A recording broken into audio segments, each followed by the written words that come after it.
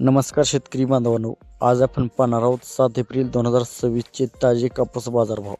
सध्या कापसाच्या दरामध्ये काय बदल झाले आहेत आणि पुढे तेजी येणार का, याची संपूर्ण माहिती या व्हिडिओमध्ये जाणून घेणार आहोत.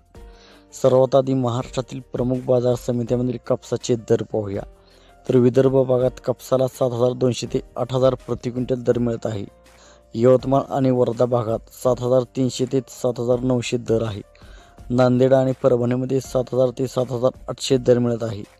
मराठवाडा आणि सोलापूर भागात 6,800 ते 7,500 दर मिळत आहे.